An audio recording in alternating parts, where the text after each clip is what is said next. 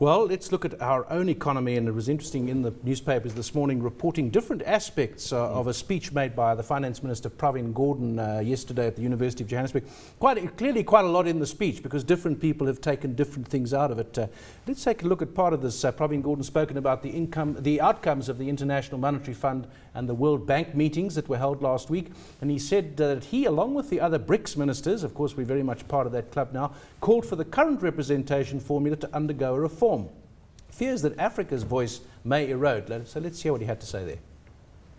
So essentially what happened in 2010 is that the bigger emerging markets got a larger share of quota in the redistribution that actually occurred, but that larger share didn't come from the European countries. It came from other smaller developing countries. And in particular, African countries actually lost quite significantly in that process. What we are fighting for here, firstly from a BRICS point of view, is that BRICS countries and developing countries more generally must be given a greater voice in the governance and other processes of the IMF. And from an African point of view, we are saying that in the new formula, it's very important that Africa once again doesn't lose its quota share in order to benefit one or other constituency outside of Africa in particular. In addition to this, there was a fair amount of support both within Africa and amongst the BRICS countries for a third chair of the 24 chairs that the IMF has at the executive board.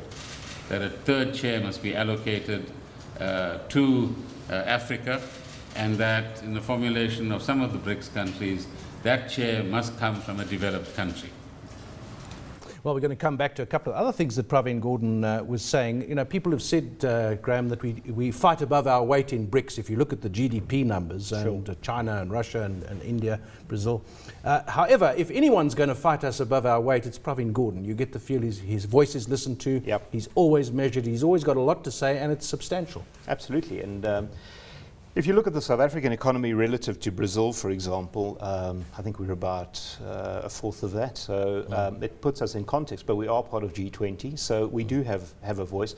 But I think very importantly is what came out of the recent BRICS summit as well, is China, Brazil, India, all there's a focal point basically into Africa, and South Africa can really, without being colonialist, I think that's an important thing, can actually promote the BRICS agenda and help development to everybody's benefit. So yeah, I think it's absolutely right.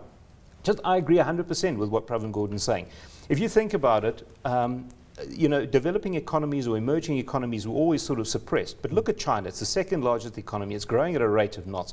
You look at Brazil, for example. It's just a question of time before the emerging market block, if it carries on growing the way it is going to match that of developed economies. So it's only right that we do have this voice. It's almost like, you know, we're knocking on the door of the club, but we really should have a far bigger voice. I agree 100% with what he's saying. Do you think we've done enough in our own economy to have the credibility to have that voice?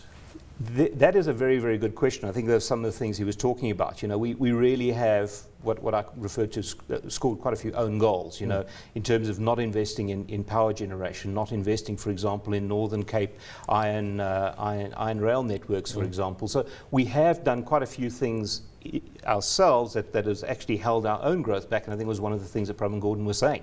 You know, the fact that we didn't invest in infrastructure is one of the reasons why we're limping along at 2 or 3% growth, with very little prospect, I believe, of actually accelerating much beyond 3%. So, yeah, but again, you need to see it in context and say you can't fix these things in 10 years. You know, the policy decisions that were taken 10 or 15 years ago are largely still having an effect today. Yeah.